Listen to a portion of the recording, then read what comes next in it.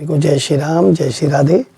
आइए माघ स्नान कथा महात्म के इस पावन 22वें अध्याय के ज्ञान गंगा में हम सभी मिलकर गोते लगाएं। वेद निधि ने महर्षि लोमस से पूछा कि हे प्रभु, हे ऋषिवर, देवदूती कौन थे, कहाँ रहते थे, किसके पुत्र थे तथा उन्होंने किस पिशाच को किस प्रकार मुक्ति प्रदान की।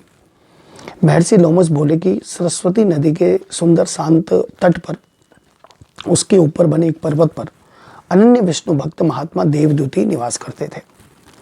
भगवान विष्णु के वर से वो उत्पन्न हुए थे। हर समय भीषण तप किया करते थे। ग्रीष्म ऋतु में सूर्य की ओर दृष्टि करके केंद्रित करके पंचाग्नि तपाया करते थे। वर्षा ऋतु में खुले मैदान पर बैठकर तप करते थे। जाड़ों में अर्थात सर्दियों में सरस्वती नदी के शीतल जल में खड़े होकर वो तप करते थे। तप की ऐसी कठिन तप उनके पास था।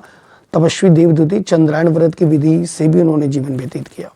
इस तरह जीवन व्यतीत करते हुए उनको 1000 वर्ष बीत गए।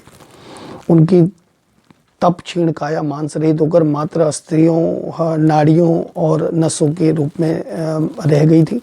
फिर भी उनकी मुखाकृति, मुखमंडल पर ऐसा तेज था कि उनकी ओर कोई दृष्टि भी नहीं डाल सकता था, इतना तेज था उनके चेहरे पर। विष्णु भक्त देवदूती प्रतिदिन सुगंधित पवित्र पुष्पों द्वारा वेद सूक्त के मनोहर स्त्रोतों को पढ़कर भगवान विष्णु का पूजन किया करते थे। एक दिन वैशाख मास के एकादशी में वो मग्न मन से भगवान विष्णु के पूजन में लीन थे।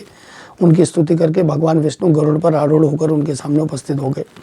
जब देवदूती ने साक्षात भगवान विष्णु को आते देखा तो हर्षातिरेक होकर उनका हृदय रोमांच से भर गया।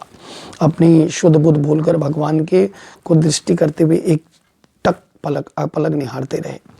अपने भक्त देवदूत की ऐसी भाव विभोरता देखकर भगवान विष्णु ने मुस्कुराकर कहा कि हे देवदूत, तुम मेरे प्रिय भक्त हो। मनसा वाचा कर्मणा तुम मुझको समर्पित हो। इस भक्ति भाव से मैं बड़ा प्रसन्न हूँ। बताओ तुम क्या वरदान चाहते हो, मैं तुम्हें वरदान देता हूँ। तब देवादिदेव भगवान विष्णु के ऐसा कहने पर प्रेम मग्न होकर देवदूती बोले कि हे करुणानिधि, हे कमल नयन, हे शेषशायी, हे देवादिदेव, हे सर्वेश्वर, आप अपनी माया से उत्तम मनोहारी रमणीय शरीर आपने धारण किया है। योगियों, ऋषियों, तपस्वियों को भी आप दुर्लभ हैं। आपका दर्शन हो गया, मैं कृतार्थ हो गया प्रभु। हे प्रभु, आपके दर्शनों से श्रेष्ठ और कौन सा वर है जो किसी को मिल सकता है, जो मैं मांग सकता हूँ। हे करुणानिधि दीन बंधु, आपके दर्शन प्राप्त होते ही मुझे तीनों लोगों की उत्तम फल प्राप्त हो गया है। सारे कामनाएं तिरोहित हो गई हैं। आपके दर्शनों से श्रेष्ठ कोई वस्तु नहीं है जिसकी आपसे मैं याचना करूं। हे लक्ष्मीकांत, यदि आपने मुझे वरदान देना है तो यही वरदान दो कि मेरे हृदय में सदैव आपकी भक्ति बनी रहे।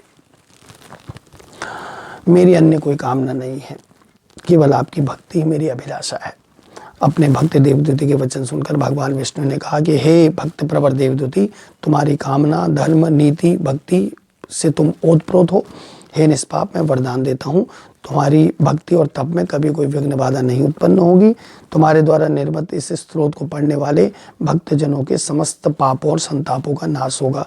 ये 22वें अध्याय में ये श्लोक हैं जो संस्कृत वाली जो पुस्तक है उसमें ये श्लोक भी है, और हो सकेगा तो मैं इसको डिस्क्रिप्शन में डालने का प्रयास करूंगा। इस श्लोक को आप वहां से लेकर इसको पढ़ भी सकते हैं, और नहीं तो इसका स्क्रीनशॉट लेकर भी हो सकता है मैं अगले किसी अध्याय में इसको डाल दूंगा, देवदूती का विष्णु स्तोत्र। और इस प्रकार महात्मा देवदूती से ऐसा कहने पर भगवान विष्णु ने कहा कि जो इस स्तोत्र को पढ़ेंगे, श्रवण करेंगे, और उनके समस्त पापों संतापों का नाश होगा।